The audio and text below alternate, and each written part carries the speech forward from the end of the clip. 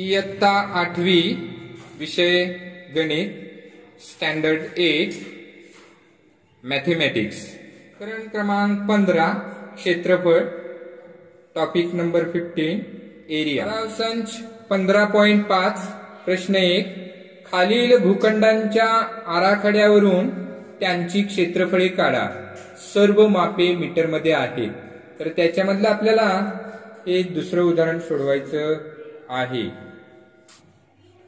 Practice set 15.5 first find the areas of given plots all measures are in metres.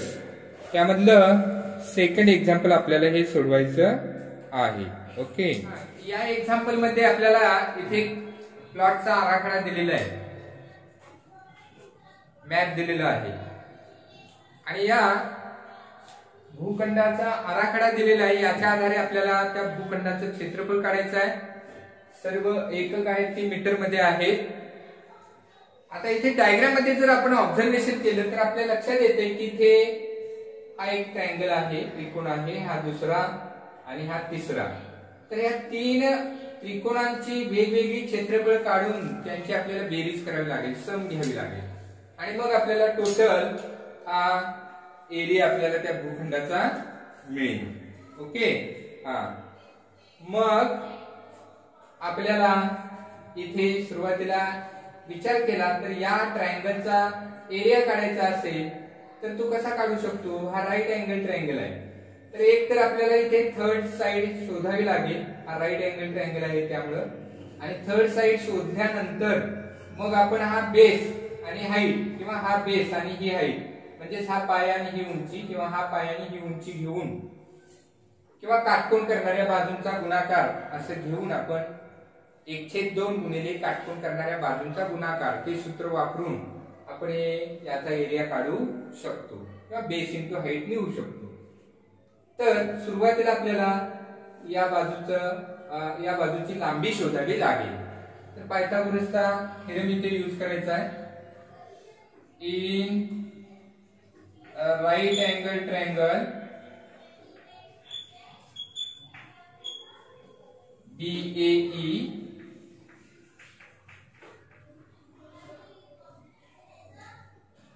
Katkon त्रिकोण BAE मध्ये bye Pythagoras theorem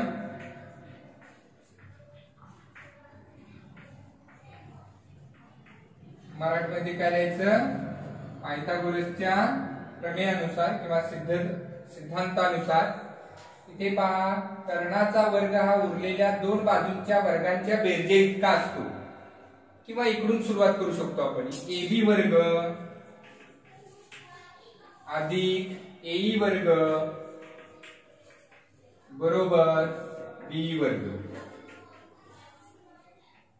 पहा, AB square plus AE square is equal to BE square. आता इथे value ठेवायची आहे। AB ची value आहे 24 plus AE आपल्याला शोधायचा आहे, त्यामुळे AE स्क्वेअर आहे तसे लिहिले आणि BE मीन्स 30 स्क्वेअर। तर इकडे मायनस करा, AE square is equal to 30 square minus 24 square 900 minus 576। इथे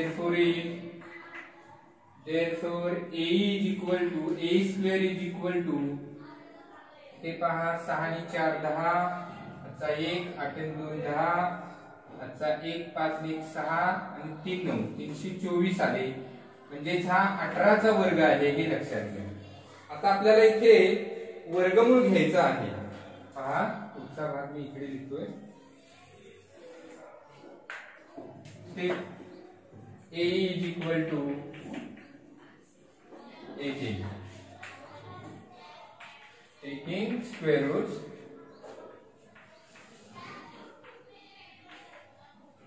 वर्गमूळ घेऊन। आता आपल्याला इथे थर्ड साइड मिळालेली आहे, म्हणजे जी आपल्याला गरज होती, आणि इथे आपण याला बेस आणि याला हाईट घेऊन आपण सोडवू शकतो। तर आता मला एरिया ऑफ ट्रायंगल बीएई काढायचा आहे, म्हणून मी इथे लिहितोय area of triangle BAE is equal to 1/2 into base into height, म्हणजे 1/2 गुणिले पाया गुणिले उंची. तर आता इथे आपल्याला किमती ठेवायच्या आहेत. 1/2 बेस आपण हा घेऊ शकता किंवा हा घेऊ शकता, आपण एबी घेऊ, एबी इंटू एई घ्यायचा आहे, म्हणजे इथे 24 इंटू 18,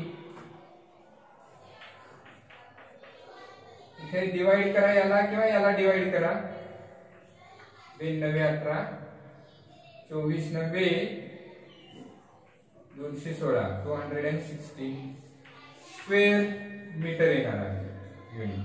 ते आपल्याला मिळालं एरिया ऑफ ट्रायंगल बीएई. तर आता आपल्याला सेकंड ट्रायंगलचा एरिया काढायचा आहे. सेकंड ट्रायंगलचा एरिया म्हणजे आता या ट्रायंगलचा एरिया काढायचा असेल तर हा काय राईट अँगल ट्रायंगल आहे असं दिलेलं नाही, काटकोन त्रिकोण नाही आहे, त्याच्यामुळे याच्या तिन्ही साइड घेऊन आपल्याला हिरोचं सूत्र वापरून आपल्याला सोडवावं लागेल. तर त्यासाठी इथे आपल्याला ए बी आणि सी अशा किमती घेऊ. फॉर ट्रायंगल बीसी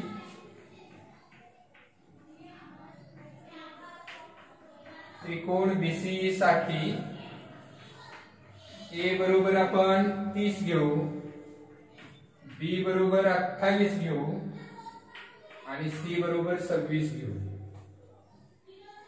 तर इथे एस ची किंमत काढायची आहे. एस 1/2 ए प्लस बी प्लस सी 1/2 कंसात 30 अधिक 28 अधिक 26, म्हणजेच आपल्याला इथे मिळेल 1/2 गुणिले 6 आणि 8 14, 1 2 3 2 5 आणि 3 8, म्हणजे जिथे आपल्याला एस ची किंमत 42 मिळालेली आहे हे लक्षात ठेवा. म्हणून एस बरोबर 42, एस ची किंमत 42 मिळाली.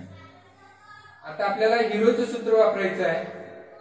Area of triangle BCE, area of triangle BCE is equal to, हिरोचं सूत्र पहा, S into S minus A, second bracket मध्ये S minus B, third bracket मध्ये एस मायनस सी. तर व्हॅल्यू ठेवायचे आहेत 42 इन ब्रॅकेट 42 मायनस 30, 42 मायनस 28 आणि 42 minus 26 is equal to, इथे पहा 42 वजा 30 12 गुणिले 42 वजा 28 14 आणि इथे 42 वजा 26 16. तर इथे आपल्याला याचे फॅक्टर्स काढायचे आहेत. फॅक्टर्स पहा इथे, तर फॅक्टर्स काढताना इथे अवयव काढताना इथे 14 त्रिक 42 करू शकतो. 14 14 ची जोडी तयार होईल. पहा पुढचा भाग,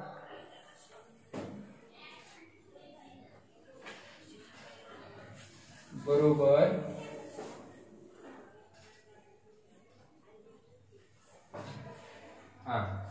तर इथे 14 गुणिले 3 लिहितो. 14 गुणिले 3 गुणिले इथे 4 त्रिक 12 करू आपण. 4 गुणिले 3 पुन्हा 14 आणि इथे 4 गुणिले 4.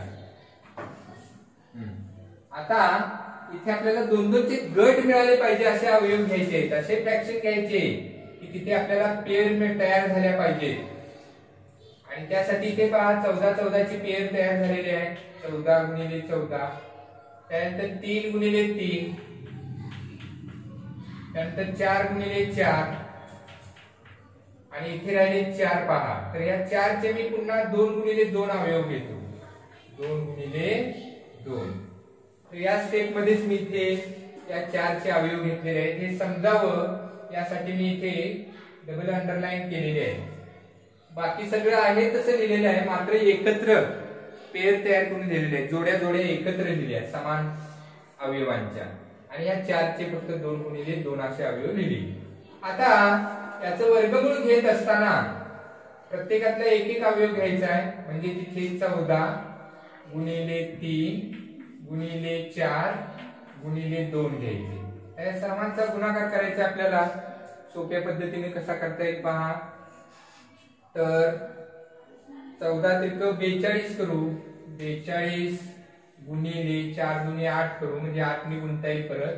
8 दुनी 16, आजचा 1, 8 चौक 32 आणि 1 33 स्क्वेअर मीटर, म्हणजे चौरस मीटर. हा मिळाला आपल्याला एरिया ऑफ त्रिकोण बीसीई.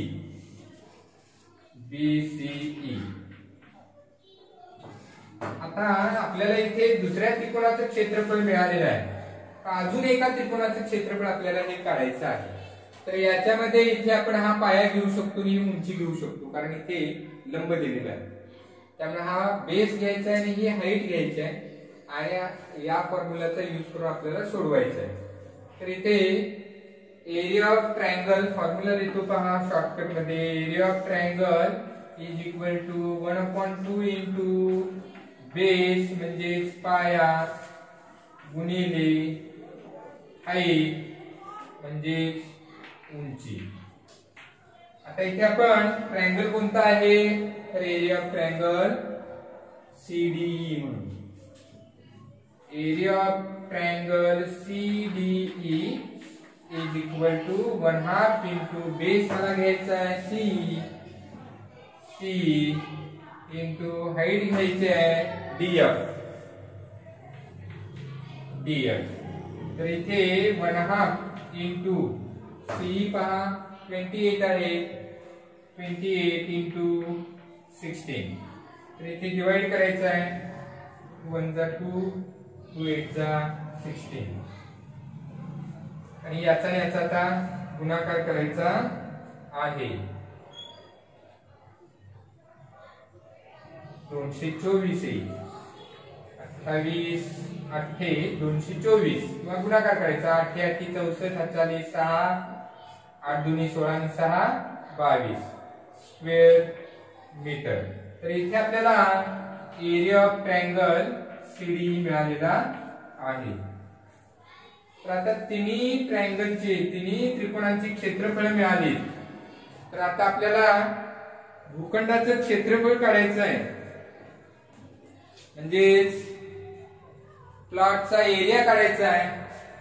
तर तो कसा काढायचा, तर इथे एरिया ऑफ प्लॉट म्हणून एरिया ऑफ प्लॉट ABCDE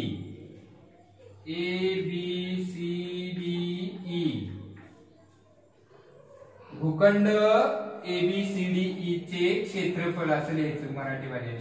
भूखंड ABCDE चे क्षेत्रफळ बरोबर या तिन्ही ट्रायंगलचा सम घ्यायचे. तिन्ही ट्रायंगलची म्हणजेच काय काय कोणाकोणाचं सम येणार, area of triangle BAE, area of triangle BAE plus area of triangle BCE plus area of triangle CDE. या तिन्ही त्रिकोणांच्या क्षेत्रफळांची बेरीज करायची. हे सलग असं लिहायचं आहे. मी इथे जागेच्या अभावी एकाखाली एक लिहिलेलं आहे, हे लक्षात घ्या. मी इथे बरोबर चिन्ह देतो. तर तिन्हींची क्षेत्रफळांची बेरीज घ्यायची आहे. इथे 216 आहे, पहिलं 216, त्यानंतर दुसरं मिळालेलं आहे 336, आणि तिसरं क्षेत्रफळ आहे 224. सर्वांची बेरीज करायची आहे. इथे पहा 4 आणि 6 10 आणि 6 16 आजचा 1 आणि 2 3 आणि 3 6 आणि 1 7 2 आणि 3 5 आणि 2 7 स्क्वेअर मीटर म्हणजे मराठीमध्ये लिहायचं आहे चौरस मीटर। तर इथे ही बाजू इकडे लिहायचं आहे, शेवटी उत्तराचा भाग लिहायचा आहे। हे उत्तर इथे मिळालेलं आहे। आलं लक्षात? थोडस जागे अभावी आपण असं लिहिलेलं आहे, एकाच वेळी उदाहरण फळ्यावर सोडवता यावं यासाठी। लिहिताना तुम्ही व्यवस्थित सुटसुटीत लिहून घ्यायचं आहे। ओके, ठीक आहे। आता काय तुमच्या शंका असतील तर आपण डिस्कशन करू।